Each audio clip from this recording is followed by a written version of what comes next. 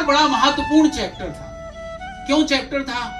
क्योंकि जब संविधान नहीं था तो संविधान बना ही इसलिए क्योंकि केवल अधिकार राजा को नहीं मिलने चाहिए। राष्ट्र का निर्माण अकेले राजा नहीं करता।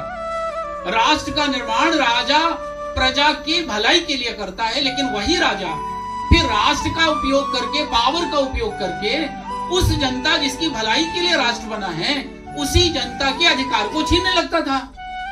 तब 15 जून 1215 में मैग्ना कार्टा, एक आपने नाम सुना होगा, उसकी संधि हुई और वहां के राजा से वो संधि कराई गई जबरदस्ती।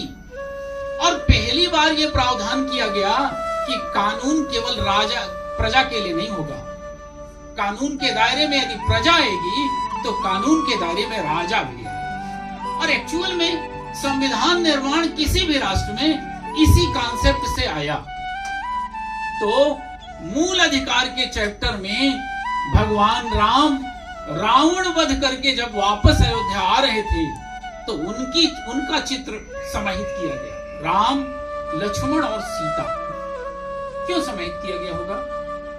जो लोग कहते हैं ना कि राम का वर्णन करना धर्मनिरपेक्षता की परिभाषा के बाहर हो गया, उन्हें आज मैं अवगत करा दूं।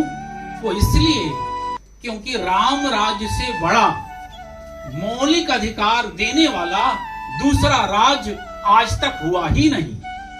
आप सोचिए, हमारे संविधान के मूल अधिकार का पहला भाग है समानता का अधिकार। इससे बड़ी समानता किसी राज्य में क्या होगी कि राजा भील जाति की सबरी के घर उसकी व्यथा जानने पहुंच जाए। इससे बड़ी समानता किसी राज्य में क्या हो सकती है कि राजा का मित्र निषाद राज हो जाए। तो समानता का अधिकार था राम राज्य में।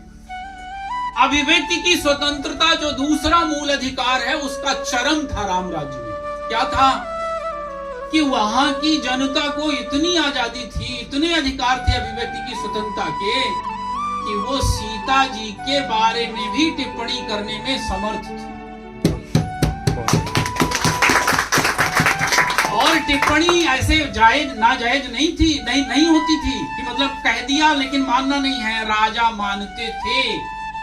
और अगर वो प्रसंग सही है तो आप सोचिए कि जनता की अभिव्यक्ति की स्वतंत्रता का चरम था कि सीता जी ने खुद कहा कि राज्य में यदि राजा और के परिवार पर आक्षेप आए तो राजा जनता के बीच में विश्वास कायम रखने के लिए उसका पालन किया जाना चाहिए। उसका पालन किया गया।